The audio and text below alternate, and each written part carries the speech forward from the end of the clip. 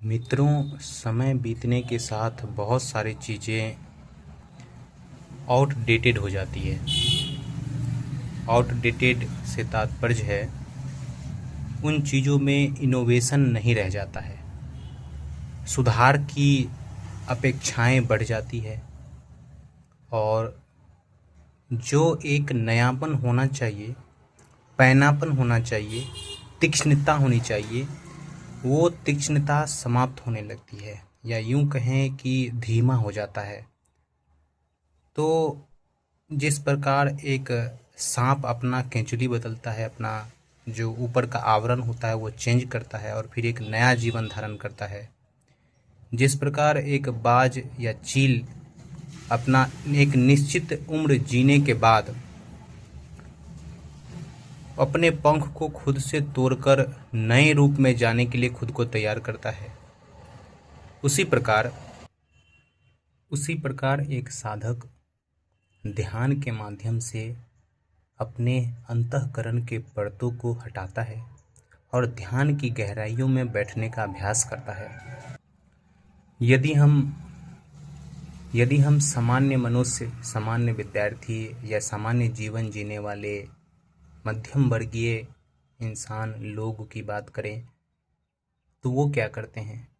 दैनिक कार्यों के, दैनिक संघर्षों से बोझिल होकर जो उनकी नव विचार करने की पद्धति और जो क्षमता अगर घटने लगती है तो वो लोग घूमने के लिए निकल जाते हैं, खुद को एक्सप्लोर करने लगते हैं, नए आयाम में खुद को फिट करने का कोशिश करते हैं। वो मनोरंजन के लिए निकल पड़ते हैं, जंगलों में चले जाते हैं, पहाड़ों में घूमते हैं, पेड़ों को गले लगाते हैं, कुकिंग करते हैं, फैमिली के साथ समय बनाते हैं और अपने बच्चों के साथ खेलते हैं, दोस्तों के साथ क्वालिटी टाइम स्पेंड करते हैं, उनके साथ घूमते फिरते हैं। तो ये आवश्यक है ताकि हमारे जीवन की जो गुणवत्ता है वो बनी रहे। जो रणनीतिकार होते हैं वो नए प्रकार से रणनीति बनाने में लग जाते हैं। जो लेखक होते हैं या उस मनोवृत्ति के होते हैं वो लेखन कला में अपना हाथ आजमाते हैं, नए तरीके से कुछ नया विधा लिखने का कोशिश करते हैं। जो कलाकार होते हैं, आर्टिस्ट होते हैं, वो कला की गहराइयों में उतरने का प्रयास करते हैं या कुछ हल्के से कलाओं को लेकर आगे बढ़ते हैं ताकि उनमें जो एक इनोवेशन है, नवाचार होने का जो स्रोत है, उनकी चेतना जो है वो सामान्य न बनकर फिर से वो क्या बोलते हैं उसको, धार बनाने की कोशिश करते हैं। वहीं एक किसान या अगर कोई मजदूर है तो वो क्या करता है, वो कोशिश करता है कि जो उसकी मेहनत है वो कंसिस्टेंट कहने का मतलब है कि वो बना रहे। और जो विद्यार्थी है वो त्यौहार को सेलिब्रेट करने की कोशिश करते हैं, त्योहारों के माध्यम से वापस फिर से तैयार होकर मानसिक रूप से, शारीरिक रूप से उस पर लौट सके। तो इस प्रकार से इस प्रकृति में विभिन्न जीवों के माध्यम से, फसलों, खेतों, प्रकृति, पेड़, वन, पहाड़, नदी, झरने, बादलों के माध्यम से ये हमें बार बार सिखाया जाता है। इवन कि जो हमारे मौसम बदलते हैं उनमें भी एक नया रुख होता है। कुछ चीज़ें लूप में चलती हैं और ये लूप ही हमें बोझिल बना देती है। इससे निकलने के लिए ही जिस आशय का सहारा लिया जाता है, जिस माध्यम का सहारा लिया जाता है, वह है ध्यान।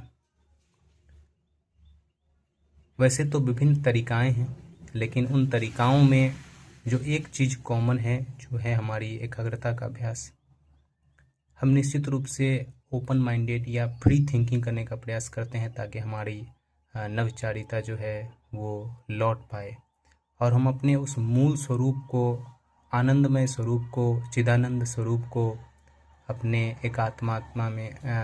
एकात्म भाव में एहसास कर सके।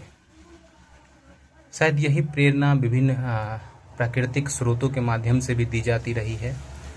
एक निश्चित समय के बाद, चाहे ये शरीर हो, प्रकृति की कोई संरचना हो या कोई अन्य चीज़, वो समाप्त होने को है, समाप्त होएगी।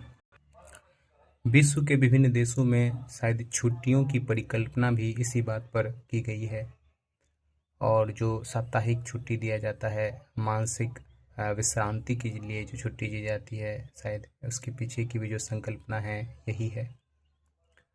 स्व की स्थापना में हमारा खुद को समय देना बहुत मायने रखता है।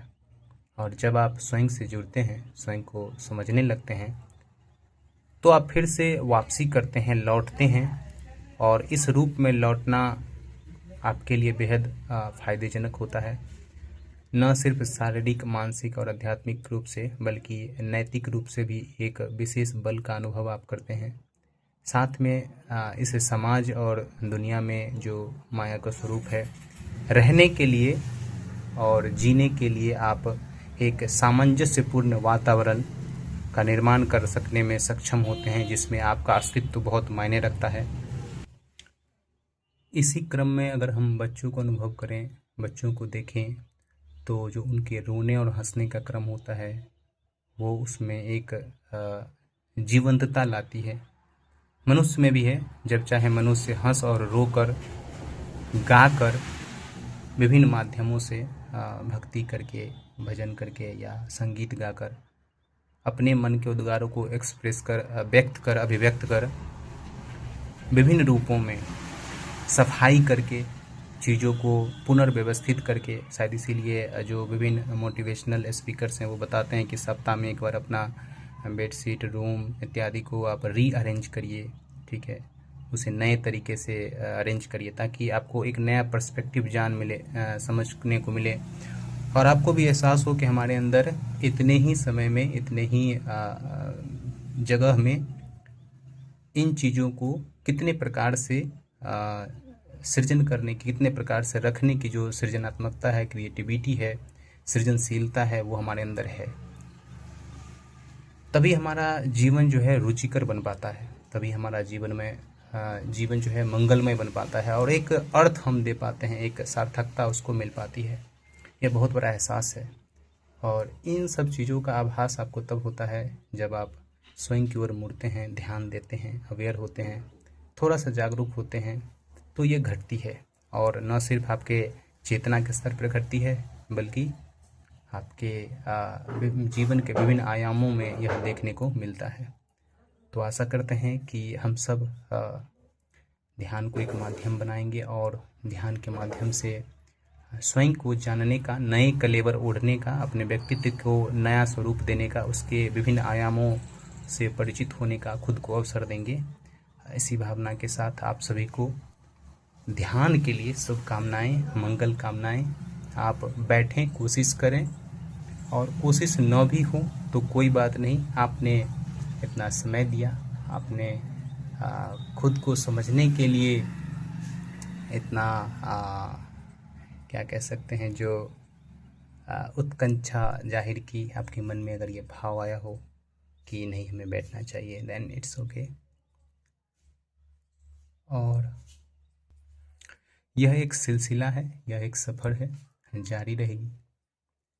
कुछ समय बाद फिर से इन बातों की हमें आवश्यकता होगी, निश्चित रूप से। और जब जब आवश्यकता होगी, यह प्रयोग चलता रहेगा, और सीखते रहेंगे, सीख कर और अपने जीवन को अधिक सुखमय, आनंदमय बनाने का प्रयास करेंगे।